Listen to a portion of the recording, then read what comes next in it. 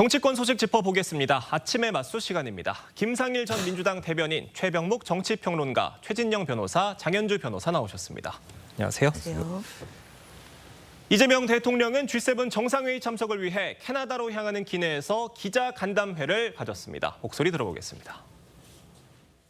국제사회에 대한민국이 신속하게 정상화됐다는 것을 좀 보여주는 게 필요하다라는 의견도 있었고, 또 앞으로는 국제사회가 협력할 분야가 상당히 많은데 좀 무리하더라도 일찍 급작스럽게 참여하게 됐습니다.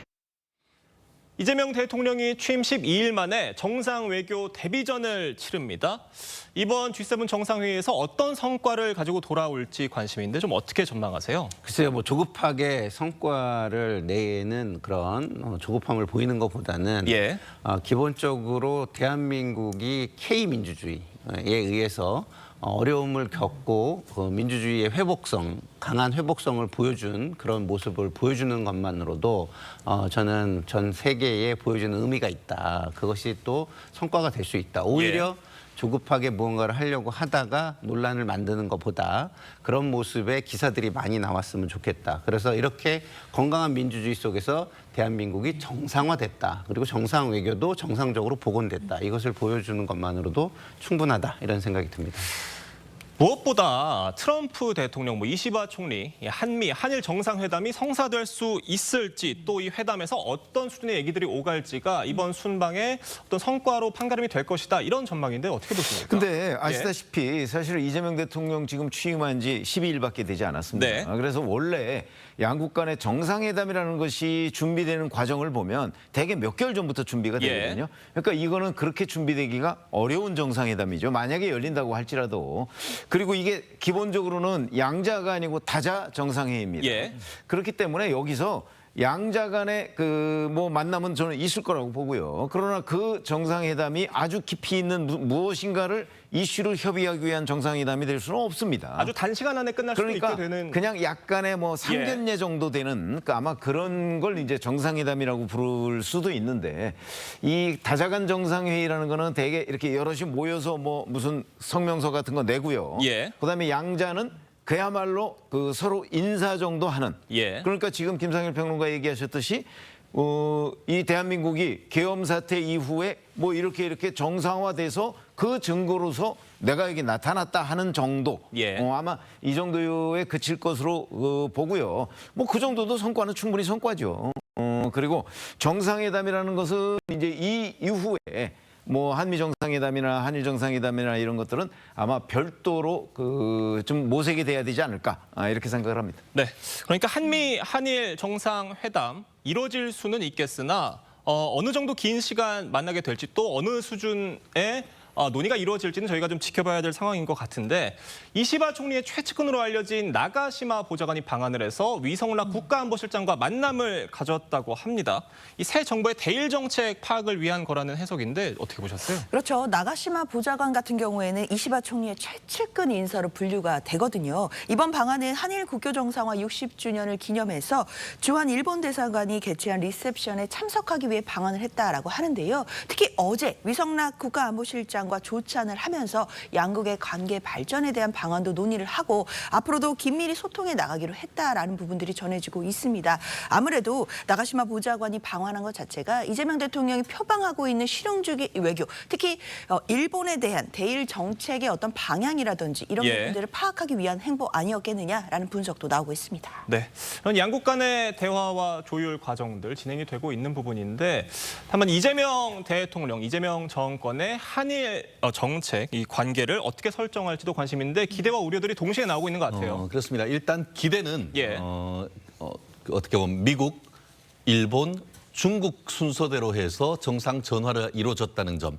아시다시피 문재인 대통령 같은 경우에는 미, 중, 일 순서로 해서 오히려 중국이 앞섰던 반면에 이재명 대통령 같은 경우에는 미국 다음에 일본을 했다는 점에서 한미일을 기본적으로 중점을 두고 있다는 것을 기본적으로 알렸다는 점에서는 안정적인 외교로 나가겠다는 것을 얘기한 것 아니겠습니까?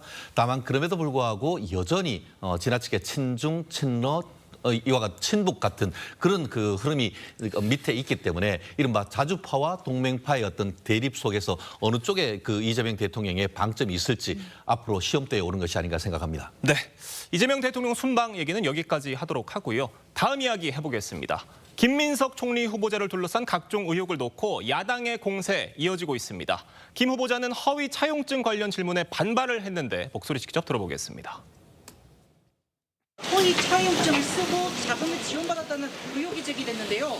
누가 질문하셨죠? 허위 차용증이라는 그런 허위나 확인되지 않은 용어를 쓰는 것을 주의하시는 것이 좋을 것 같습니다. 웃는 얼굴로 차분하게 말씀하셨는데 약간 발끈한 것으로 보이기도 합니다. 얘기는 허위란 말 함부로 쓰지 말라는 거예요. 그런데 그 의혹들을 저희가 좀 살펴보면 곳곳에 좀 석연치 않은 부분들, 좀 상식적으로는 이해가 쉽게 되지 않는 부분들이 있는 것 같습니다. 그 돈들을 언제 왜 빌려서 어디에 썼는지 또 이자들은 어떻게 지급을 해왔는지 등등 이런 것들이 어떤 구체적인 증빙 자료에 의해서 아직 해명이 되지 않고 있거든요. 어떻게 보십니까? 이것이 이제 우리 청문 제도의 한계이기도 하고 예. 문제로 많이 지적되어 온 부분입니다. 그렇지만 그런 제도의 한계와 문제를 차치하고 예. 차지하고 청문 대상자의 태도라는 것이 국민에게 굉장히 저는 중요하다고 봐요. 그러면은 본인이 벌써부터 권력을 가진 것처럼 행동을 해서는 안 된다고 보거든요. 그러니까 청문 대상자의 태도로서는 좀 약간 적절한 태도는 아니었다 이런 생각이 좀 들고요. 그 의혹이 있었고 의혹의 대상이 됐다면 그것은 누구의 책임입니까?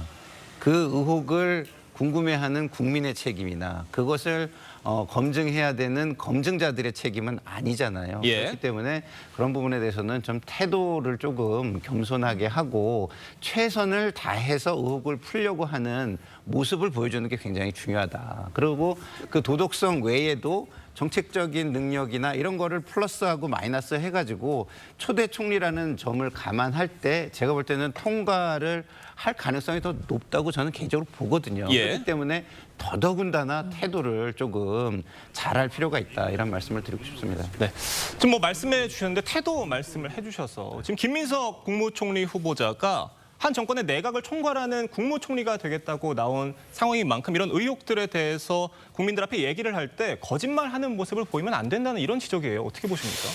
사실 지금 허위 차용증 의혹이나 이런 부분은요 본인이 충분히 저는 해명할 수 있다고 봅니다. 예. 꼭 청문회로 미룰 이유가 없다고 생각을 하거든요. 그런데 지금 그 본격적인 해명이 2번 있었어요. 근데 그 2번의 해명을 보면 오히려 의혹이 더 증폭됐지. 뭐 설명이 되질 않아요. 그런 거 봐서는 허위 차용증 의혹에 대해서 본인이 발끈을 했는데 그게 오히려 국민의힘 주진우 의원이 제기하는 허위 의혹에 대해서 일반 국민들은 저게 더 설득력이 있어라고 지금 판단을 하고 있는 것으로 보이고 저도 그렇습니다. 그래서 예. 저걸 뒤집으려면 본인이 어떻게 차용증을 썼는지 그다음에 이거를 어떻게 받았는지 1,000만 원씩 9명한테 같은 날 받았다는 거 아니겠어요? 예.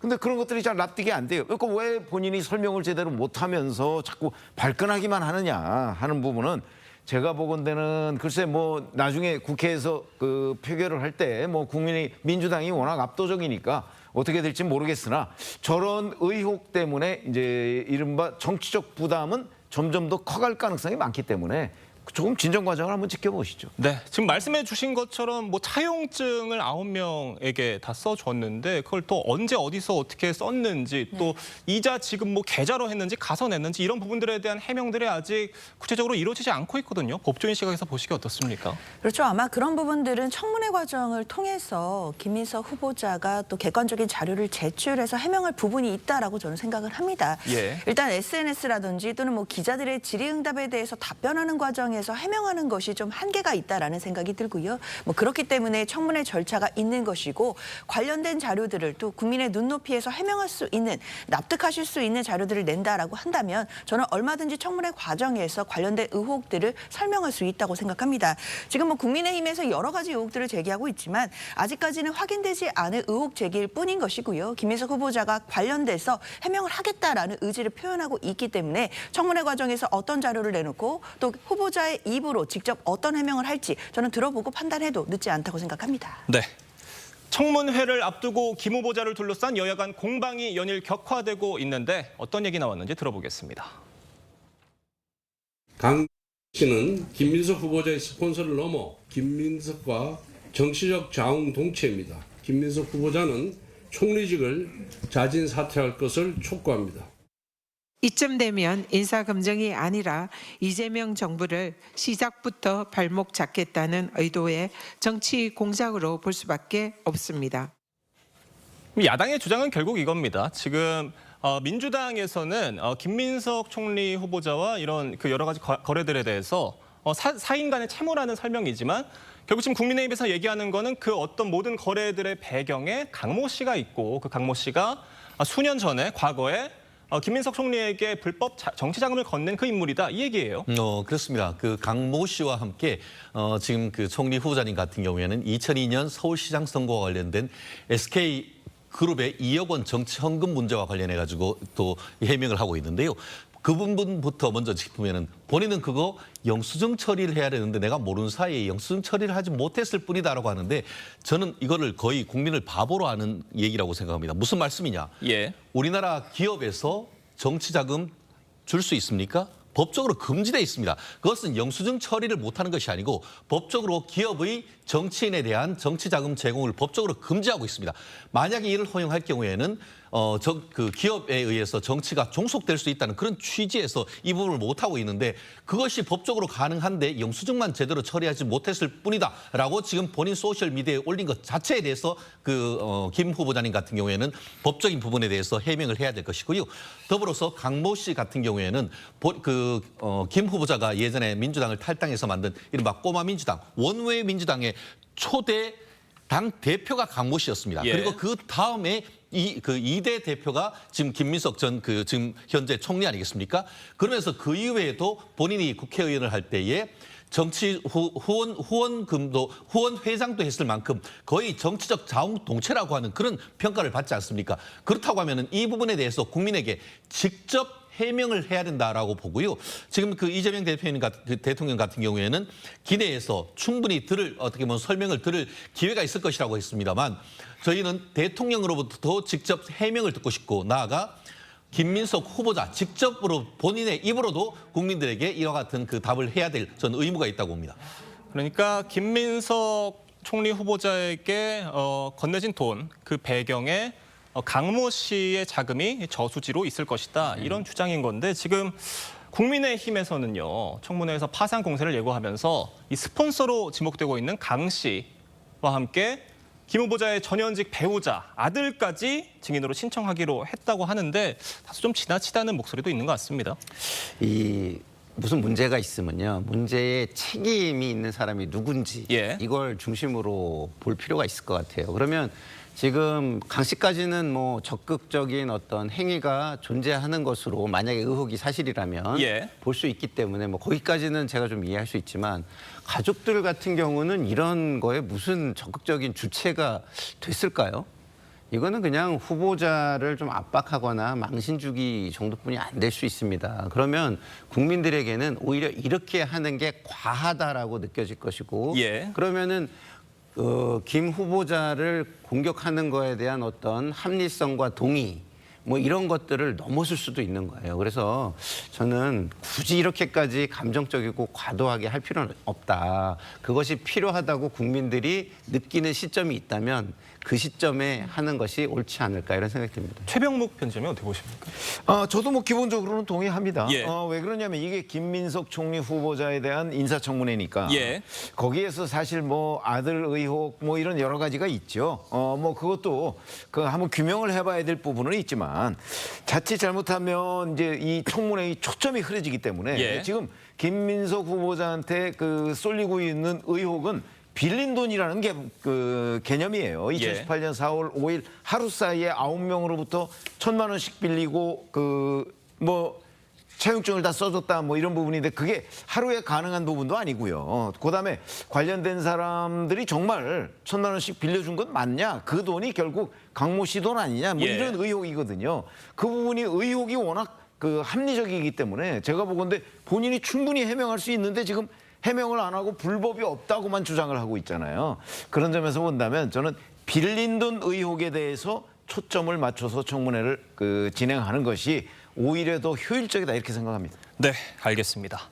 다음 소식 짚어보겠습니다. 국민의힘 새 원내대표로 경북 출신 3선 송원석 의원이 선출됐습니다. 당내 과제가 산적한 가운데 앞서 김용태 비대위원장이 제안한 5대 개혁안의 추진 여부에도 관심이 쏠리는데 관련 얘기 들어보겠습니다. 우리는 정권을 잃은 야당이고 또 국회에서 절대 열세인 소수당입니다. 우리는 변화와 쇄신이 필요하고 조속한 시일 내에 혁신위가 발족돼야 된다. 또 다른 어떤 분열이라든지 갈등이라든지 혹시 그런 문제가 없는지를 한번 짚어보도록. 저는 새로운 원내대표께서 비대 의결을 통해서 5대 개혁안에 대한 당원 여론조사를 실시해 주신다면 결과와 상관없이 사퇴하겠다라는 말씀을 드리겠습니다. 어제 송원석 의원이 받은 표가 60표고요. 친한계로 분류가 됐었던 김성원 의원은 30표를 받았습니다. 이게 뭘 의미한다고 보십니까? 당내 계파를 거의 그대로 반영하고 있는 것이 아닌가 뭐 이렇게 판단이 되는데 송원석 새 원내대표의 경우에는 사실 계파색 자체가 굉장히 였습니다. 그런데 이제 문제는 TK 출신이잖아요. 지금 국민의힘의 TK의 영향력 또는 TK 출신의 당원들 뭐 이런 사람들이 워낙 많기 때문에 그 영향도 컸다. 그러면 송원석 새 원내대표를 굳이 구친윤계의 대표주자다 이렇게 얘기하기에는 사실 상당한 어폐가 있어요. 그렇다고 물론 뭐 반윤이나 비윤은 아니죠. 그래서 계파색이 였기 때문에 저는 송원석 원내대표에 대해서 구주류 이른바 친윤계의 상당수가 지원을 했을 가능성이 높다고는 보지만 꼭 그 사유 때문은 아니다. 그러니까 같은 TK 출신이기 때문에 지원한 부분도 상당히 있을 거다. 거기다가 이 원내대표는 국회의원들이 선출하잖아요. 국회의원들 개개인 간에 뭐 계파보다도 더욱 중요한 거는 개인적인 친소관계예요. 그런 거기 때문에 아마 송원석 원내대표가 의원들의 지지를 계파와 상관없이 많이 받은 그 결과가 바로 60표 아닌가 싶고요. 김성원 의원 같은 경우는 뭐 한동훈계의 캠프에 있었잖아요. 그렇기 때문에 명확한 한동훈계인데 바로 그것 때문에 어찌 보면 본인이 좀 역량을 발휘할 기회를 오히려 잃은 것 아닌가 이런 생각이 듭니다.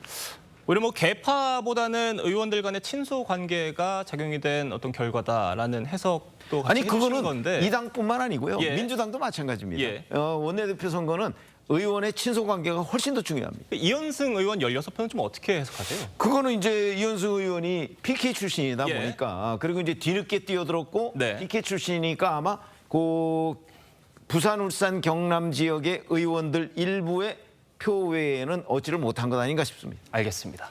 김용태 비대위원장이 개혁안에 대한 당원 여론조사만 해준다면 결과와 관계없이 떠나겠다 이런 입장을 밝혔는데 이런 반면에 송 원내대표는 구체적 쇄신책은 혁신위를 통해 결정될 일이다 이렇게 말을 아꼈습니다. 김 위원장의 개혁안 받아들여질 가능성이 있다고 보세요? 가능성이 지금 새로 선출된 신임 원내대표의 말씀을 들어보면 분열과 갈등의 요소를 살펴보겠다고 하잖아요. 그럼 그 부분에 방점이 좀 가 있어서 가능성이 좀 낮은 것 같습니다. 받아들여질 가능성이. 그렇지만 그렇게 하면은 개혁과 쇄신이라는 게 반발과 갈등이 없이 이루어질 수 있는 건가요? 저는 그렇게 방향을 잡으면 국민에게는 개혁과 쇄신의 절박함이 떨어진다고 느껴지지 않을까 이런 전 생각이 듭니다. 그리고 지금 국민의힘의 개혁과 쇄신이 절박함도 없고 잘 진행이 되지 않는다면 지금 민주당에 대한 우려가 있잖아요. 국민 일각의 우려. 권력의 모든 것이 독점이 될 가능성이 있다는 우려. 그런 부분에 대한 우려로 국민의힘의 지지가 증가할 수도 있는데 그런 것을 막는 요소가 될 수 있지 않을까 이런 부분을 좀 생각해야 된다 이런 생각이 듭니다. 송 원내대표가 김 비대위원장의 임기 이달 30일까지다 이렇게 선을 그었습니다. 그 의미는 결국 송 원내대표 대행 체제로 8월쯤에 전당대회 치를 가능성이 높아진 상황으로 보이는데 전당대회 어떻게 전망하세요? 그렇습니다. 결국 그 송원내 대표 후보자인 시절에는 인터뷰를 통해 가지고 그 비대위원장 임기가 6월 말까지니까 그런데 이제 8월이나 9월 초에 이 전당대회를 할 경우 한 2달 정도 되는 기간 이 새로운 비대위원장을 세우기도 만만치 않다 이런 얘기를 하면서 사실상 그 김영태 비대위원장의 임기 연장 쪽에 방점을 두는 듯한 얘기를 했었는데 어제 당선되자마자 얘기했던 일성은 6월 말까지 이제 비대위원장 임기는 끝나는 것이고 그러면 새로운 비대위원으로 가기보다는 혁신위를 통해 가지고 결국 전당대회 사이에 어떤 징검다리를 놓겠다 이런 취지로 얘기를 하고 있단 말이에요. 그렇기 때문에 다만 조기 전당대회는 한다고 했기 때문에 그 조기 전당대회가 8월이냐 9월이냐 이 정도의 문제인 것이지 결국은 그 사이에서는 본인이 원내대표 겸 비대위원장 직무 대행을 맡으면서 실질적인 어떤 권한은 혁신위를 통해 가지고 징검다리를 하고 8월 말 내지 9월 초에 전당대회를 하는 식으로 해서 실질적인 당대표를 뽑는 그러한 로드맵을 세운 것이 아닌가 추측을 봅니다. 알겠습니다. 저희가 이 소식도 짧게 짚어보겠습니다. 문재인 전 대통령의 뇌물수수 혐의 재판이 오늘부터 시작됩니다. 앞서 문 전 대통령은 거주지에서 가까운 관할 법원인 울산지법에서 재판을 열어줄 걸 요청한 상태인데 오늘 결정이 될 것으로 보십니까? 일단 오늘 이 부분도 논의는 될 것으로 보입니다. 예. 오늘은 이제 공판 준비기일이기 때문에요. 피고인은 출석할 의무는 없고 관련된 쟁점들, 특히 이제 증거조사와 관련된 내용들을 이제 정리를 하면서 관할 법원에 대한 이야기도 나올 것 같은데요. 문재인 전 대통령 같은 경우에는 지금 거주하는 곳이 경남 양산이기 때문에 가까운 울산지법에서 재판을 받게 해달라라고 이송 신청을 해놓은 상태입니다. 이런 부분들을 아마 법원에서 받아들일지 여부 오늘 이제 이야기가 나올 것으로 보이는데 사실 지금 중앙지법에서 재판을 받게 된다라고 한다면 거의 8시간, 10시간 정도로 왕복으로 시간을 쏟아야 된다는 점 이런 부분들을 고려하면 법원에서도 이송에 대해서 한번 고려를 해줄 점이 있지 않나라는 생각도 듭니다. 예. 근데 만약 서울중앙지법에서 재판이 계속 진행이 될 경우에 문 전 대통령과 윤 전 대통령이 서로 마주치는 장면이 발생하는 거 아니냐 이런 관측도 있어요. 어떻게 보세요? 현실적으로 가능성이 높지는 않습니다. 예. 물론 이제 만약에 중앙지법에서 재판이 계속 열리게 된다라고 한다면 417호 대법정에서 열릴 가능성이 높은데요. 아무래도 경호 문제나 이런 부분 때문입니다. 그런데 윤석열 전 대통령도 417호 법정에서 매주 월요일마다 재판을 받고 있는데 아마 같은 날 재판이 계속될 가능성이 높지는 않기 때문에 두 전직 대통령이 뭐 재판정에서 마주칠 가능성이 현실적으로 높지는 않다라고 말씀드려야겠습니다. 알겠습니다. 오늘 네 분 말씀은 여기까지 듣겠습니다. 감사합니다.